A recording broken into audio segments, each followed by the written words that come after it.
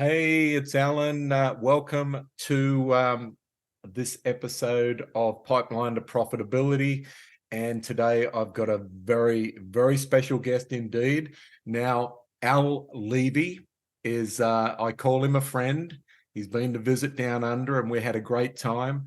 My podcast, Pipeline to Profitability, has been on air since 2013. Al Levy has been on the podcast more than anyone else, and this is the fourth time. The other times Al was on with, we discussed marketing, we discussed adding additional trades, and yeah, so it was great. So just quickly, Al Levy is a third generation plumber with his own plumbing, heating and cooling and electrical company based in the New York area. Al's a master in systematization, and he has done an amazing job with building his business to the point where he could step out. And Al might want to explain a little bit further about that amazing company that he's helped grow. I've also became friends with Ellen Raw and Tommy Mello, who I haven't actually met yet. And Al's actually also working with an amazing brand called Zoom Drains. So what I'll do is before I bugger this up anymore, Al, I'm going to hand it over to you. You might like to let our audience know a little bit about Al Levy and how you're changing the industry. Welcome, my friend. Thank you, my friend. We are friends. And it's pretty funny that this is my fourth time because I'm kind of like the house guest that shows up, but he never leaves based on what he just said. But this is over a period of time, and it's always been fun because two of us are so passionate. So for you listeners and those who are viewing here, I want to apologize because this is a guy, Al, who still has his New York accent, speaking to a guy named Alan who still has his Australian accent. One guy's in Houston and one guy's in Scottsdale. Try and figure that out. So anyway, yes, I was third generation, plumbing, heating, cooling, electric. We were making a lot of money, but it was killing me. And so we learned how to systematize our business. Everybody thinks this new thing is, oh, I can't find techs. I can't find techs. Gee, that's really new. We had that problem back in the 80s, 90s, 2000. It's not new, but we fixed it. So that's really what I want to share. I was able to turn the reins over. The fourth generation, my nephew is now in the business with my middle brother. And for the last 20 years, I've been traveling around one-to-one consulting, doing seminars with contractors and trades I was never in, from $1 million to $200 million. And one of the great ones was, of course, and still is, Tommy Mello, A1 Garage, who has absolutely revolutionized the garage door industry. And yes, I worked with our good mutual friend, Ellen Rohr, with a lot of consultants, but then we did Zoom Drain. And I successfully shared my share to them so that they could get even bigger once they got rid of me. But all the systems are still in place. Very, very proud, to go nationwide. That's really impressive. And they've just taken off. But what I do these days is just help other contractors get these org charts and manuals and systems. But I really want to go higher level, which you and I always talk about, is what gets in our way as owners of contracting businesses, because there's a universal issue here.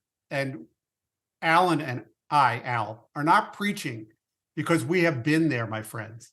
We know what happens. And I really want to dig into that.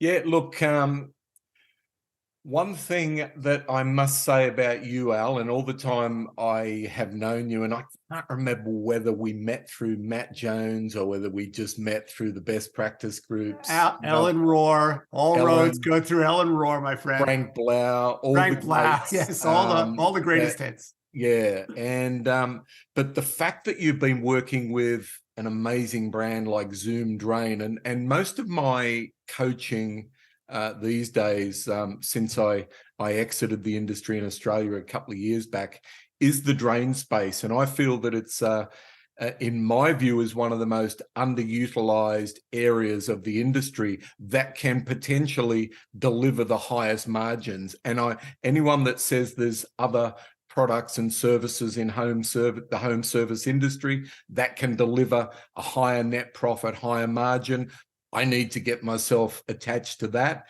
But so let's let's talk about, Al, what gets in the way of us as owners in our contracting companies? You know what? I think for myself as particular, I worked in the field, even though we were a big company, as a tech. My father believed I should never ask anybody to do anything that I hadn't done myself. And when I was a young man, I didn't like that. But I later on came to understand the thing. But what happens is, as a great tech, when you ask who's the best person to do this job, the answer is always you're going to put your hand up. But you're automatically going to choke the size of your business and keep your people from going and growing.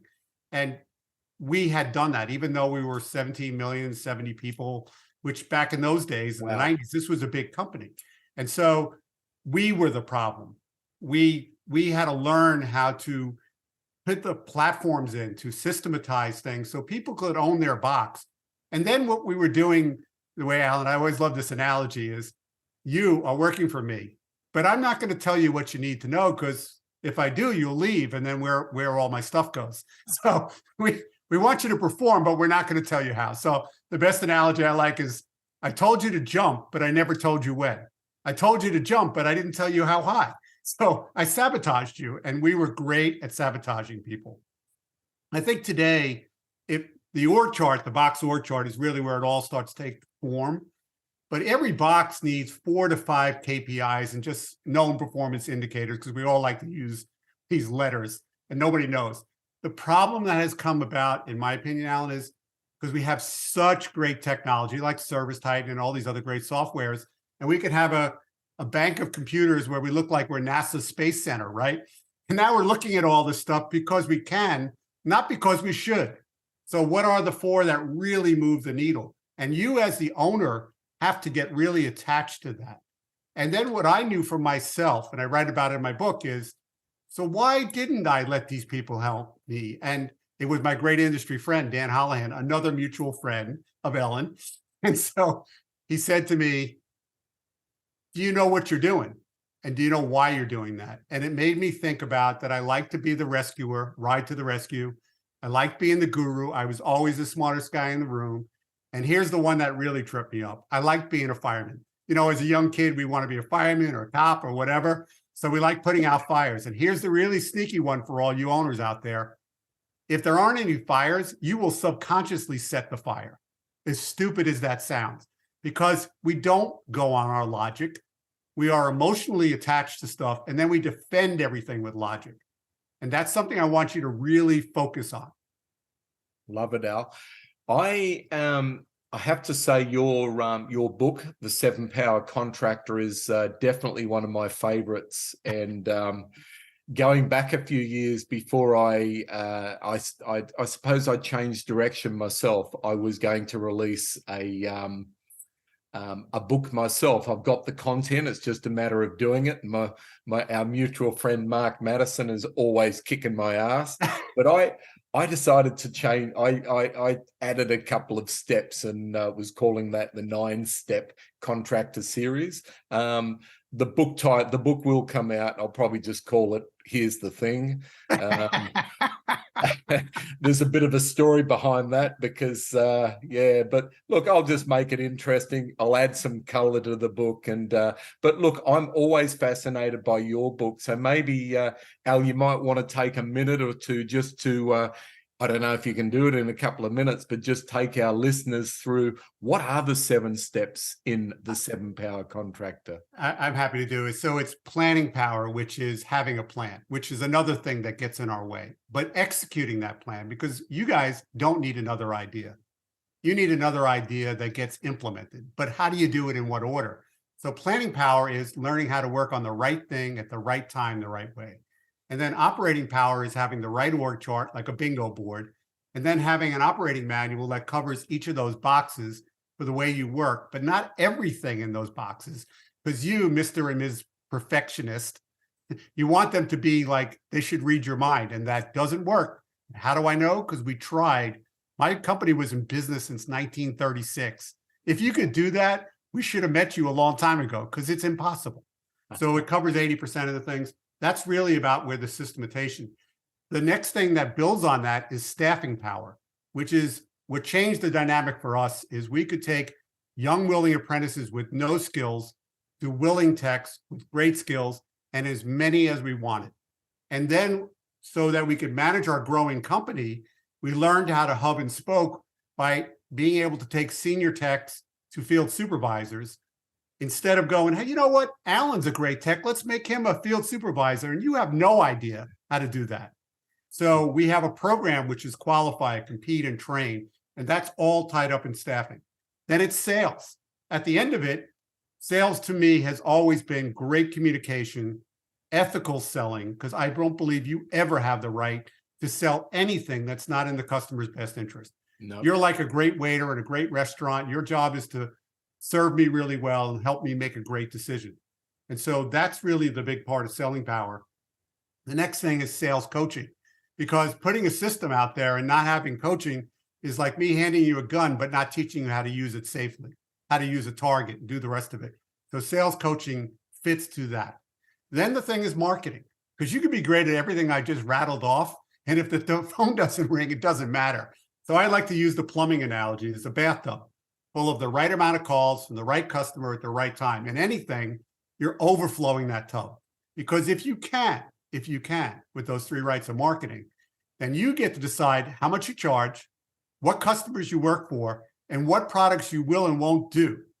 And then the big part of marketing is the drain is wide open if your customer service reps are awful. And I've been to a lot of companies where they really stink. But manuals and training will help. And then the last part is where Ellen always came in is financial power. Now, whatever your accounting team does, it's great because tax accounting helps you minimize taxes, delay taxes, and keep you out of jail, preferably. And then the other part is you have to know Ellen's real world accounting, and those like Megan Likes, who does it these days, which is how do I run my business, by which Ellen talks about looking out the front windshield rather than looking at the rear view mirror, because that's what's in the past. So I need real numbers to run my business, and doing a budget is key for that. So those are the 7 powers.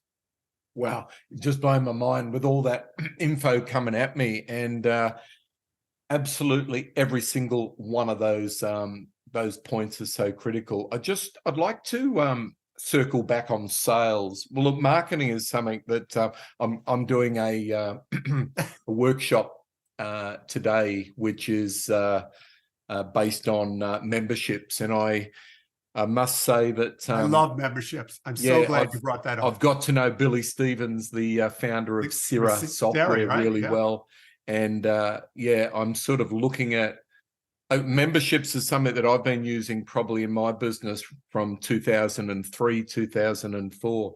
We had phenomenal results with memberships. But talking about sales, and this was my observation of the industry, Al, is, if I had, our company before I exited was about 100 staff. We had 70 trucks on the road. And one thing that I learned is most plumbers, and I'll use plumbers even though we had electricians, we had air conditioning technicians, don't like to sell. They don't want to sell. I didn't get into this business to sell. We'll wake up, we're all in sales at the end of the day. But getting to know Joe Cunningham and what he's about, the perfect service call, and putting a sales system in place where the technician shouldn't have to sell. They just need to follow a system. They just need, because realistically, Al, everyone loves to buy, but no one likes to be sold, right? Why sell in the first place? Why not have a process where you can give the customer options and solutions to their problem? And that's what I love about the training that we're currently doing at the moment, is teaching contractors how to sell without actually selling. And I'd just like to expand on that, because this is an area, and I'm sure I love this area. Tommy Mello with his garage door business, which is going friggin' gangbusters. Crazy. And I bet from where we you've got a lot started. to do Just with a couple of years. Yep. But I think anyone that's really making it realizes that sales is a system, like everything. Marketing is everything's a exactly. system. And you're probably the smartest guy in this area when it comes to systems, because you've wrote a book on it. and you are the master. So over to you on that, on the Yeah, sale. so I will tell you, I was great at sales and marketing. And years ago, my team was great at blowing up all my sales and marketing efforts. So that is why I became so good at systems. So I explained to guys about sales is I stopped using the word sales. I always fit ethical sales. I never said sales without saying ethical sales. And what I really, even when I was working my one-to-one consulting, I used to do ethical sales power. And so we would get the guys in the room and I would do some training with them, but I was really there to train management. Those guys coming in, going through the room, I don't know who will and won't get it. And it's like a train, staffing, who's jumping on, who's jumping off, who's staying. So what I taught them was, this is what you're talking about, so well, Al, is I tell them to close their eyes in the seminar. And then I say, listen, I won't take your wallet, even though I am from New York. I say, close your eyes. And I want you to picture salesperson. Now open your eyes. And every one of these, even if they're 20-year-old, all said the same thing. There's a guy in a plaid suit trying to sell me a used car like they don't want it. I go, well, that's not what sales is about. My dad was very quiet, unlike me. He was shorter.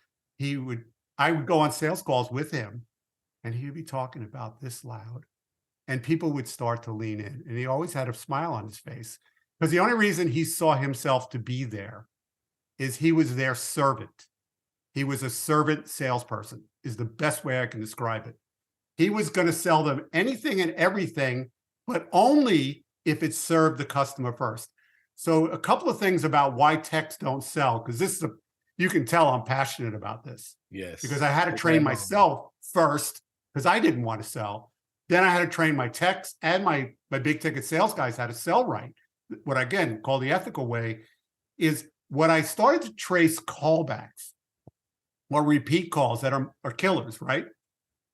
The number one reason for callbacks is not technical issues. It's not operational issues, track mud, and the rest of it. It's you sold the wrong thing or you sold the right thing, but you left the customer in the dark. So they don't understand what they got. And when we changed the definition of callback for you calling any reason within 30 days after a call, service manager checks into it. Number one, far and away, was the poor communication, which of course is bad sales. And so that is what you need to do. People will understand. One of the other things, Al, because you and I know about flat rate pricing, right? And really it's in the customer's favor, but most guys don't know that. The two reasons that flat rate pricing is in my favor as a customer is it's now I know all I will pay today is this based on what you told me within those parameters. And two is I know it's not because my brother who lives across the street, and by the way, he does, is that he gets a better price because he's a better negotiator. No, what the price is for the same price of the job. The other thing in my text I understood when we first went to flat rate in 1990, 95, I think it was, we were buy a motor for 30 bucks, pay you 30 bucks. And we thought, wow, there's $40 left over for us because we had never done a budget, right? And so when we did a budget, it came out to $150 selling price per hour. We did our first toilet, it came out to $400. And my brother Richie leans over to me and he goes, do it again. So I do it again, it comes out to 400 bucks and we going home, and ultimately it was a great liberating thing because we understood not everybody is going to be our customer. If you're only interested in price, that's not us. No. But so I recognized that my family would call, my friends would call, house of worship would call, right? The three biggest problem areas. So I created a speech and I go, thank you, Al, for calling me because we may be higher than some, but you're entitled to know why. We will be in on time. We are licensed, insured. They're trained in our place, not your house. They will come to the house. They will look at the whole job. They will make recommendations. You get to decide what we do. We will do an expert repair. We will keep the place clean. We will bring you over and show that. And if there's a problem after that, we're coming back with a smile on our face. If you think that's worth more money, we're your right company. You can imagine we never had a problem closing calls. Love it. Fantastic. Yeah, no, you're absolutely right there. And, I, when it comes to sales, and this is something I learned from tech daddy over the years. Charlie Green. Yes, he's Charlie, great. yeah, he's a classic. Yeah. He's been down under, I think, 4 or 5 times, Oh, and wow. we've Yeah. had a lot of fun. And he's put on some really great training, as has Joe Cunningham, and Kenny Chapman and Mark Madison, He's great also. Yeah, and there's Matt a lot. Mitchell and David Heimer, and like Yeah. the list goes on. All these people are going to be going to Google after we get done. We've had so many great trainers down under. But look, one thing when I started to become I can hold my own with sales only because I believe in the product, and I'm very confident when it comes to selling a drainage system. But the best sales guys that I ever employed, that I trained along with the greats, the trainers that I brought down, the very first plumber that did 300K in a month, one thing I observed, he never said much, like it was just confidence, and he would show the customer, and the customer would nearly always buy. He didn't have to talk his way into the sale. And same with my first electrician, our first 200K a month electrician, same thing. The guy hardly said a word. It was like, really? And that's one thing that I was taught by Charlie Greer is try to make the sale with saying the absolute least amount possible. Let the customer tell you what they want, and sell them a solution that they genuinely need. So look, we could go on and on. We could, because we both love this. We both love this subject about sales. So look, I wanted to thank you again for coming on. We're probably getting another couple of minutes. We have to round up the podcast. We got 2 minutes. One thing I always like to venture into, and I've done this on the last few podcasts, is there any particular book that you're reading at the moment that you could go, wow, anyone that reads this book, it's going to be transformational? And please don't mention the 7-Power Contractor, because that's already Captain Obvious. So is there anything at the moment that's wowing you that you would love to talk about and share with our listeners? Tommy Mello wrote his second book, Elevate, which is coming out, I think, in the middle of March, and I was lucky enough to read it. And I don't think you can read that book and not come away a smarter contractor. And, yes, Tommy and I, worked together, became good friends, but that's not why I'm recommending it. I'm recommending it to you. So that's one really good one. And he actually gave me a book a couple of years ago I thought was great. Do you know Wickman's Rocket Fuel? Oh, I love that. I know. Can I just, sorry to jump in. Yeah, go ahead. It's your time. It's yours. The last podcast I did was with Tom Peregrino, the new CEO, general manager or president of Service Nation, Service Roundtable. There's a guy you need to meet. He's an amazing person. He's going to take that business, in my view, to a whole new level. That's exactly the book that he recommended, and it's one of my favorite books. And I tell you, there's a great podcast to listen to on Tommy Mello's podcast. Is this funny talking Australian guy called Alan Ferguson, and I think it's the book that I might have recommended. I don't hold me to it, but Rocket Fuel is about the visionary integrator relationship. Now, until I work that out, because not everyone is a visionary, not everyone is an integrator, and it's a very, very important part of growing a business. And I'm blessed to have one of my closest friends in Australia, Daniel Davies, he's one of the highest up in the whole EOS org chart. He runs Australia and Asia, and it's the most amazing program, EOS, the operating system. Probably not as good as the 7-Power Contractor system, but it's up there. I have a lot of guys that are in both, believe it or not. And serious. It's an amazing read. So but definitely Tommy's book it's not out yet, but when it is Elevated, it'll be out March 15th, I believe. I will be catching up with Tommy at a Service Nation event in Nashville, one of my favorite places. Nashville is great. And I get to meet Tommy. We've spoken quite a few times. I've been on his podcasts, and he's a great guy. And just watching him achieve his goal of having a $1 billion business by 2025, and I know he's going to get there. So anyway, not a question. I think we've ticked off quite a few boxes today, Al. I want to thank you again for not just being on the podcast, but being a friend. And I can't wait till I catch up with you in person again, my friend. Sounds good, my friend. Let's make sure we happen. All right, you have a better than great day. Thanks for everyone who's joining into Pipeline to Profitability, and signing out now with the one and only Al Levy. Take care, my friend. Bye now. See you, Al.